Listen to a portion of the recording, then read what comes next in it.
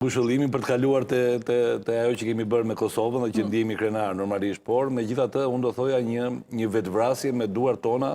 në një ndeshje që normalisht nga mënyra se si u zhvillua, nga po t'i referohem të 90 minutave, të them të drejten, kemi parë një 45 minutë të pjesës parë ose deri në minutën e 50 që në atë moment që para se Lewandowski të shënonte atë gol, të them të drejtën, kemi luajtur pak a shumë, kemi luajtur si të barabartë, për sa i përket mbajtjes topit, për sa i përket mënyrës se si trajneri Silvinho e kishte organizuar këtë ndeshje, por të them të drejtën, në fund të ndeshjes unë do thoja që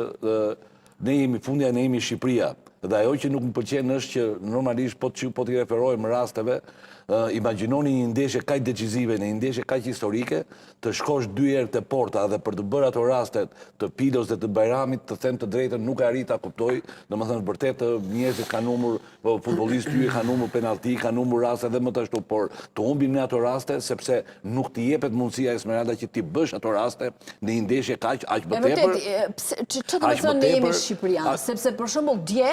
unë, kur kam parë Poloninë, thash ne kemi mbi vlerësuar atë ekip. Dje nuk bëri asgjë, absolutisht nuk bëri asgjë. E kam thënë dhe këtu, një nga futbollistët e kombëtares, Kozminski, që e di, Lejdo që ka luajtur në Serie A me shumë ekipe, me 50 ndeshje me kombëtaren e polake, tha kështu: Shqipëria është një skuadër që nuk ka hyje. Është një skuadër që forca e grupit të këtyre lojtarëve bën që kjo Shqipëri të ketë ardhur deri këtu, ndërsa Polonia ka hyje. Ne e dim shumë mirë. Zelinski, nuk po themi sepse hyj, shiko, ne në intervistat ose në këtu kur i diskutojmë, ne i lojtarët tanë, për ne ata janë hyje, por janë brenda kombëtares tonë. Ndërsa Zelinski e Lewandowski nuk ka nevojë për komente. Mirë, po ka një problem. Këta lojtarë në momentet saktuara dhe kur janë dobët, arrin të zgjidhin ndeshjet, sepse unë mjafton të kujtoj vetëm një gjë, po kthehem pak përpara, ne pretendonim mbas barazimit që bëm në Poloni atëherë për të shkuar në Meksik, erdhi këtu Banjeku me një avion charter, mbas finales së Champions League-s Liverpool Juventus, erdhi në Tiranë, shënoi një gol, original një gol pak a shumë si i Zelinskit me gjuetje, edhe kishim një gjë që portieri Musta kishte çik problem topat, ashtu siç kishte edhe Sarkosh atje, fitoi 0-1 edhe iku. Pse? Se ishte Banjeku. Të njëjtin gjë bëri Lewandowski dje. Lojtari më i dobët, në qofse mund ta kem gabim, por tani unë mendoj ndryshe. Jo, të lutem, në qofse Lewandowski dje ka bërë ndonjë gjë, përveç se acaronte mbrojtjen, domethënë sigurisht i bënte presion mbrojtjes normal, por në një moment caktuar Lewandowski dhe në një moment caktuar Zelinski arritën të bëjnë atë që lojtarët tanë nuk e bën dot, sepse porta Bajramit nuk e di se si i duket. E vërtet, Ledio, Bajrami 2 vjet që nuk luan, E shoh totalisht ndryshe tani, koka mund të presim për herë të parë, jo nuk po i presim ka koka, disa, por do të thënë në logjikën e, sepse këtu tregohet, e para herë kur nuk luan në atë moment tregon që nuk zhbllokon dot, dhe një lojtar që debuton për herë të parë është pak e vështirë me peshën e fanellës. Pak më e gjerë se kaq, domethënë zhvillimet që ndodhen gjatë ndeshjes mbrëmshme nxorrën zbuluar Silvinjon për mendimin tim. Një trajner që nuk u ngrit në asnjë moment në lartësinë e ndeshjes,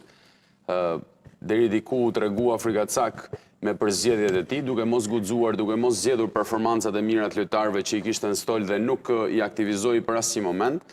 duke mos guxuar të zgjedh lojtarë të rinj dhe të eksperimentonte edhe më përpara me qendër sulmues, dhe mori përsipër një barr e cila nuk është për blye, po i doli krejt e kundërta, duke futur Benjaminin e tij, Bajramin, një lojtar i cili në vetëm vitin 2026 ka vetëm 25 apo 30 minuta lojë në këmbët e tij,